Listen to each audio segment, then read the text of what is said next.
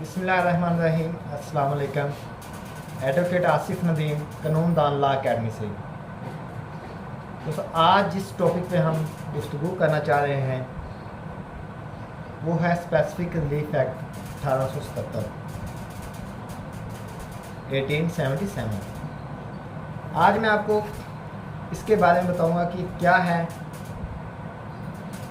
और ये कहाँ पे प्रोसेस होता है, पाकिस्तान के अंदर कहाँ पे एप्लीकेबल होता है, किस तरह एप्लीकेबल होता है, इसकी कुछ लिमिटेशंस हैं, इसकी कुछ काइंड्स हैं, इसकी कुछ एसेंशियल्स हैं, इसके कुछ मोड्स हैं और ये कैसे होता है, इसके कुछ सेक्शन हैं। ठीक है, तो आज मैं उन सब चीज़ों के बारे में आपको बताऊँगा।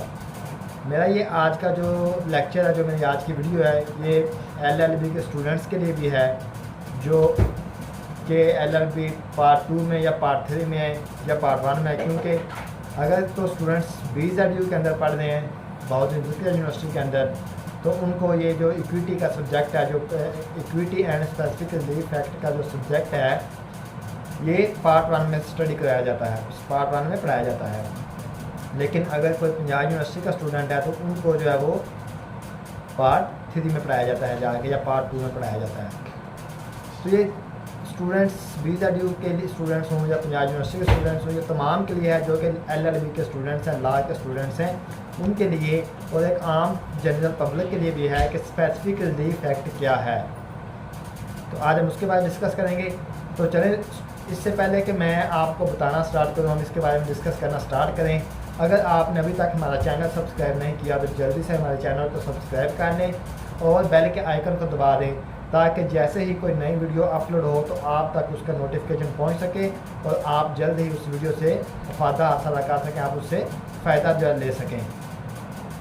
तो चलें, मैं ख़ास करके आज के अपने इस लेक्चर में, इस टॉपिक में, इस वीडियो में जो इनवाइट करूँगा, जो गाइड करूँगा, वो स्टूडेंट्स को करूँगा, स्टूडेंट्स को मुखातब करूँगा। क्योंकि एक लेक्चर है मेरा, स्टडी से रिलेटेड लेक्चर है, तो मैं स्टूडेंट्स को ही जो है ना इसमें जो वो क्या है कि मुखातब करूँगा।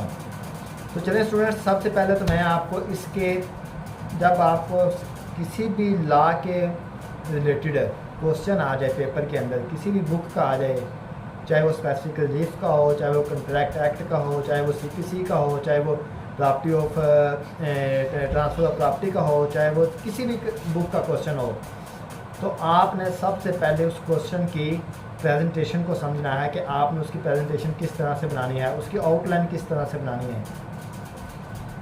जैसे कभी हमारे पास ये क्वेश्चन है, तो इस क्वेश्चन के अंदर जिस तरह क्वेश्चन पूछा जाता है, पहले मैं आपको वो बता देता हूँ कि वो क्वेश्चन आपसे क्या पूछेगा इम्तिहान के अंदर, एग्ज़ाम के अंदर। वो आपसे सबसे पहले पूछेगा कि what is specific relief act, कि स्पेसिफिक रिलीफ एक्ट क्या है, कानून दाद रसी क्या है, and how it is granted, ये कौन जो देता है, हाउ इट इज़ ग्रांटेड, कैसे दिया जाता है, कौन देता है। ठीक है, what do you understand by equitable remedy, आप इक्विटेबल रेमेडी के बारे में क्या जानते हैं।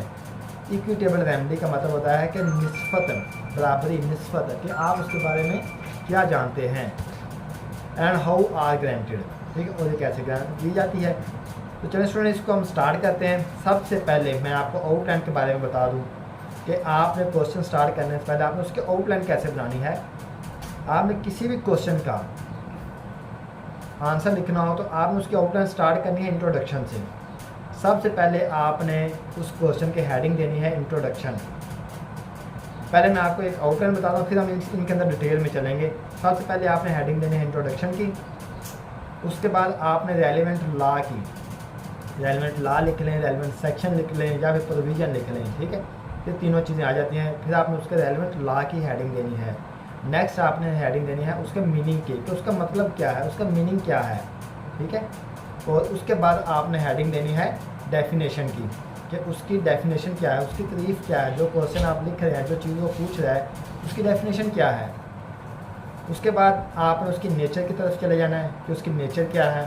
ठीक है, देन आपने उसके सब्जेक्ट मैटर क्या है उसकी तरफ चले जाना है, फिर जनरल रूल चले जाना है। ठीक है, फिर उसके आपने एसेंशियल्स की तरफ चले जाना है। नेक्स्ट आपने चले जाना है उसकी कैरेक्टरिस्टिक्स की तरफ, अगर उसकी है तो बनती हैं तो वो चले लिख लें, या फिर उसकी काइंड्स लिख लें, या उसकी कोई लिमिटेशन लिख लें, या उसके कोई एग्जाम्पशन लिखना है, कोई उसके फिर एग्जाम्पल आपने क्वेश्चन के अंदर लाजमी पुट करनी है। हर क्वेश्चन के अंदर आपने एक या दो एग्जाम्पल आपने लाजमी पुट करनी है उस टॉपिक से रिलेटेड। तो चलिए स्टूडेंट, हम ये वाला टॉपिक आप स्टार्ट करने लगे हैं स्पेसिफिक रिलीफ एक्ट का, कि स्पेसिफिक रिलीफ एक्ट जो वो क्या है। तो सबसे पहले मैं इसके इंट्रोडक्शन की तरफ आऊँगा कि स्पेसिफिक रिलीफ एक्ट का इंट्रोडक्शन क्या है। तो स्पेसिफिक रिलीफ एक्ट जो है ये एक फॉर्म है किस चीज़ की, जुडिशल रिड्रेस की, यानी कि अदालती, जुडिशल होता है अदालती दाद रसी, रिड्रेस बोलते हैं दाद रसी को, कि specific relief act is a form of judicial redress. ये एक जो है ये एक फॉर्म है, किस्म है अदालती दाद रसी की। It belong to the law of procedure, यानी कि ये लॉ ऑफ प्रोसीजर से बिलोंग करती है, उससे मिलती है, उसमें से निकलती है, उसमें से जाती है, ठीक है। It is a legal redress, वही मैंने आपको बताया कि ये कि लीगल क्या है, दाद रसी है, कानूनी दाद रसी है, अदालती दाद रसी है या लीगल दाद रसी है। विच आ प्लेंटिफ सीक्स, यानी कि जिसमें जो पार्टी कंट्रैक्ट कर रही है या वो जो पार्टी इसमें जो है ना वो दावे की तरफ जा रही है वो हासिल करती है, उसमें इंसाफ लेती है थ्रू अ सिविल कोर्ट के थ्रू।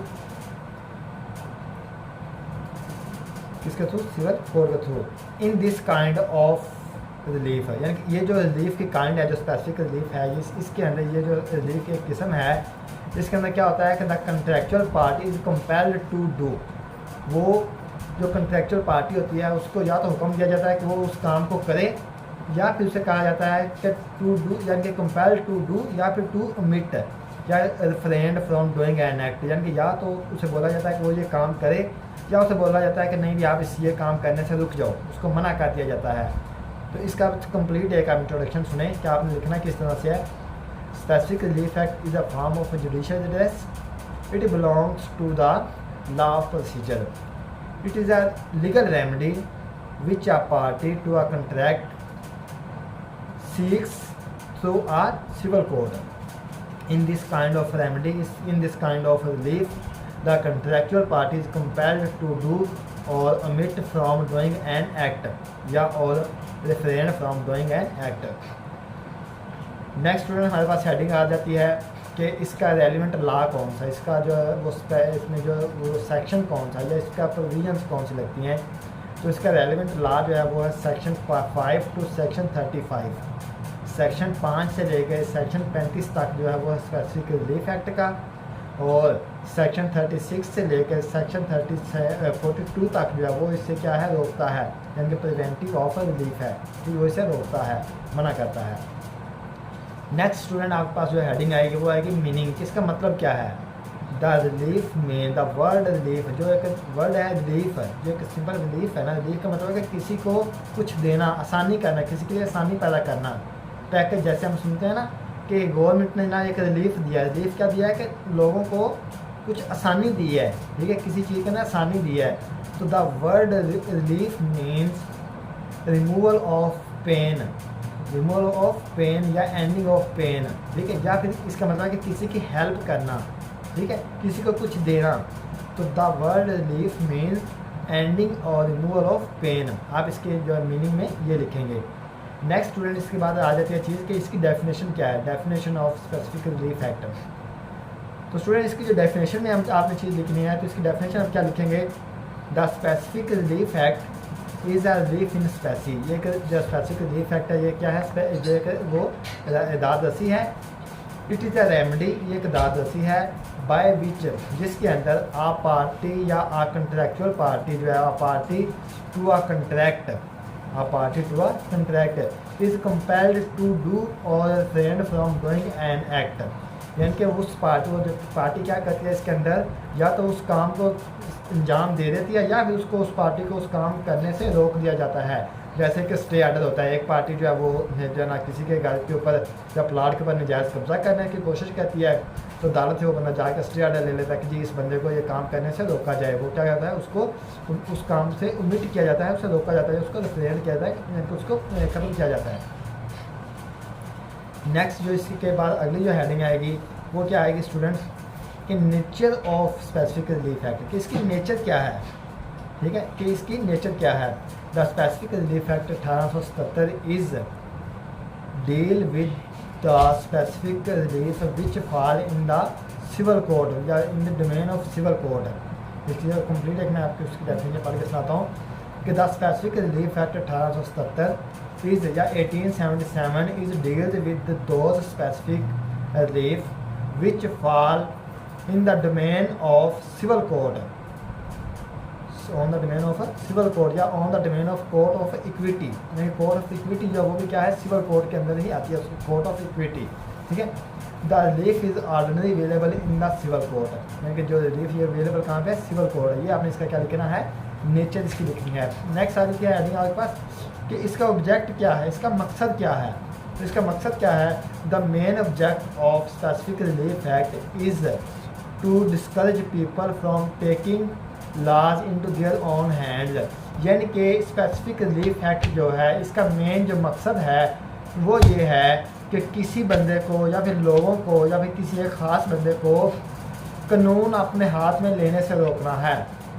देखें ना, अब एक बंदा जो है उसके प्लाट के ऊपर कोई दूसरा बंदा जो है वो कब्ज़ा कर रहा है, तो जिसके प्लाट के ऊपर कब्ज़ा हो रहा है वो जाके तो वहाँ पे जाके खुद जन अपनी अदालत लगा ले, जाके जनाब वो फायरिंग शुरू कर दे, उन बंदों को मारना पीटना शुरू कर दे।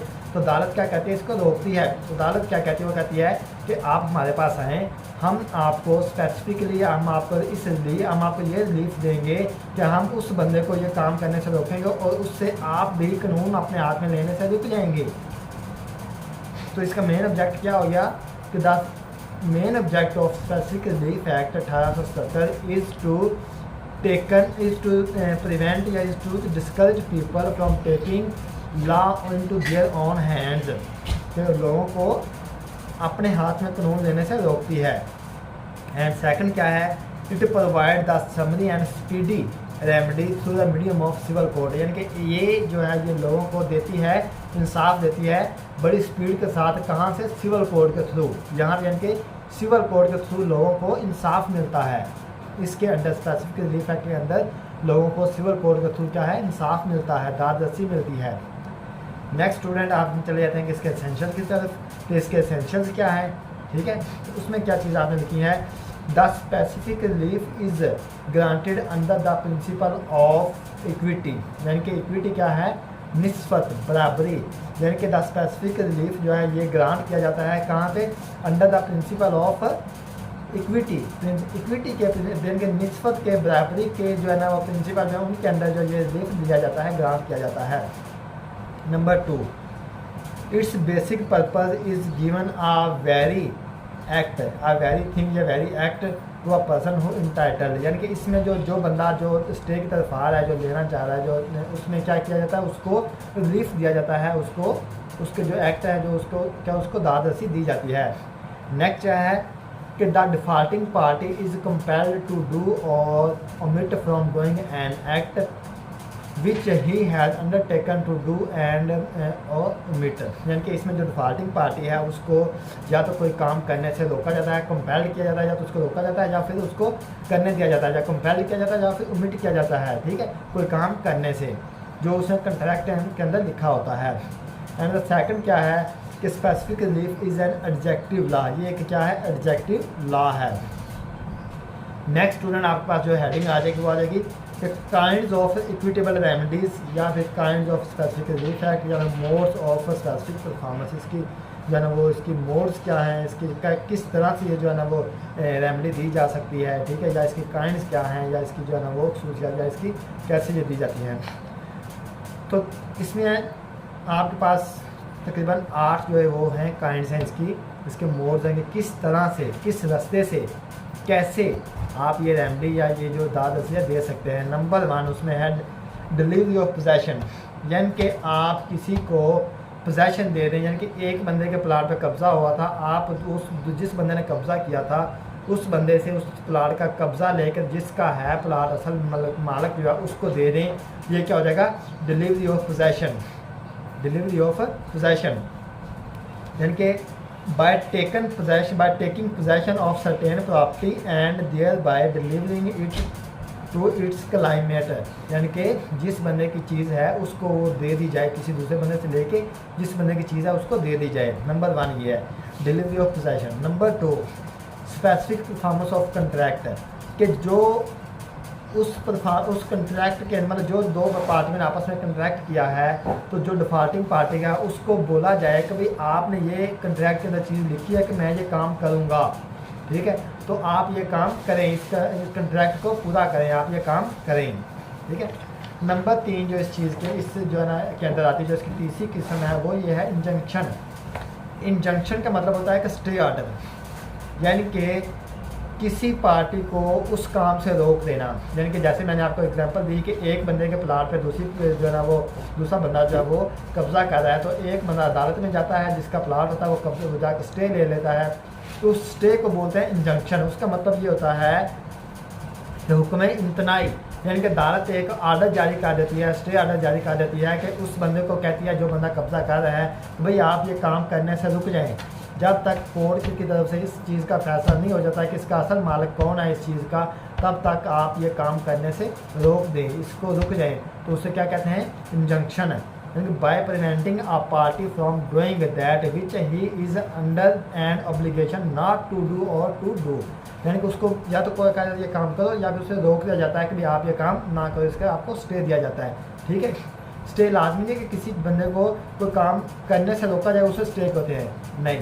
स्टे इस सूरत में मिल जाता है कि आप जाकर स्टे लेते हैं कि भाई मैंने ये काम करना है, मुझे कोई बंदा रोके ना, यानी कि अदालत आपको दोनों तरीक़ों से स्टे दे देती है, आप वो काम करें या किसी को वो काम करने से रोका जाए, तो दोनों तरीक़ों में आपसे क्या होता है कि आपको स्टे मिल जाता है।